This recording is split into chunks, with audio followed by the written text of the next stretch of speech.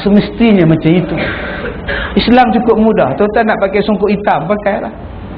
Nak pakai songkok putih, kepiah putih, dipersilakan. Pakai baju Melayu, pakai jubah, dipersilakan. Pakai t-shirt, dipersilakan. Kemeja, dipersilakan.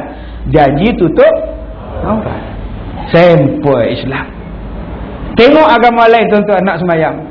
Tok imam dia nak sembahyang pun baju lain tak boleh, mesti kuning aja. Rambut tak boleh tumbuh, botak mana. Kita tok imam sikit punya segak tuan-tuan. Sikit punya segak ke tok imam. Islam tu mudah. Cubalah kita mudahkan. Jangan kita menyusahkan. Bukankah Nabi kata yassira wala tu'assira? Bagilah mudah wahai Muaz, dan janganlah bagi susah. Nabi pesan kepada Muaz dan dua orang lagi sahabatnya. Dua orang ini Nabi pesan, yassira wala tu'assira. Wahai Muaz dan sahabat kamu, bagilah mudah dan jangan menyusahkan orang bila kamu ada di Yaman. Bila Nabi utuskan Muaz bin Jabal untuk menjadi hakim di Yaman. Masa itu umurnya baru 18 tahun tuan-tuan. Bayangkan 18 tahun jadi hakim, jadi governor. Zaid bin Harisah, Usamah bin Zaid menjadi panglima 18 tahun. Masya Allah. Utusan Nabi Mus'ab bin Umair 18 tahun. Baru habis SPM, sekarang PLKN.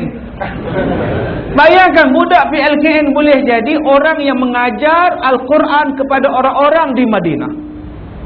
Sebelum Nabi pindah ke Madinah, Nabi hantar dua orang dulu. Satu anak muda, nama dia Mus'ab bin Umair, 18 tahun. Kamu pergi ke Madinah, kamu ajar orang-orang di Madinah tentang Quran. Dan satu lagi Nabi menghantar orang buta, Abdullah ibnu Maktum. Dia ni buta, kamu pergi dengan Mus'ab, ajar orang-orang di Madinah tentang Quran. Dan orang Madinah terima tuan-tuan. Seorang buta, seorang lagi budak muda.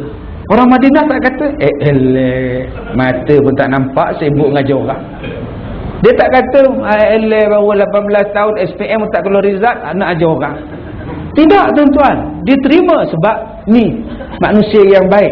Sebab itu bila kita tengok di sini, Islam itu satu agama yang sangat menarik. Islam adalah satu agama yang sangat mudah. Jom kita mudahkan. Kita mudahkan tuan-tuan. Kadang-kadang kita membentuk satu benda yang agak-agak orang takut nak amalkan Islam. Takut.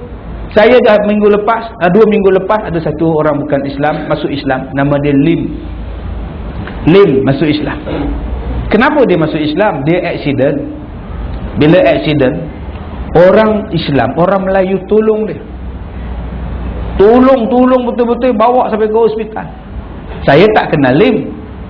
Yang saya kenal macam mana? Saya pergi ke hospital, ada saudara saya tak sihat, sakit.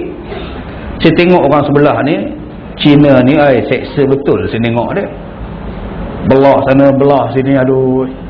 Jadi saya ni ambil duit, saya bagi dekat tangan dia. Dan ini belanja. Ini belanja. Habis dia keluar hospital, dengan topang dia berjalan-jalan, datang ke sekolah saya mau Islam. Masa tu saya tak ada. Kerana kau ustaz, ada satu Cina ni datang nak masuk Islam. Masya Allah. Bila kita tengok rupanya Lim yang saya jumpa dekat hospital. Saya tak kenal dia, dia pun tak kenal saya. Tapi dengan saya bagi duit kepada dia, saya pegang tangan dia, ini belanja.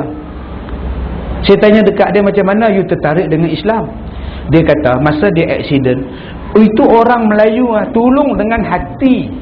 Hati mah. Memang tolong betul-betul tolong, saya pun ingat. Hari-hari saya ingat. Itu pula ustaz datang kasih saya pula duit. Lagi saya ingat. Astaghfirullahalazim. Nampak tuan-tuan? Sekarang ada di sekolah saya. Minggu lepas dia datang jumpa saya. Dia kata, ustaz, bila mau sunat? Dia yang volunteer tanya, bila mau sunat? Saya kata, you luka pun belum lega, nanti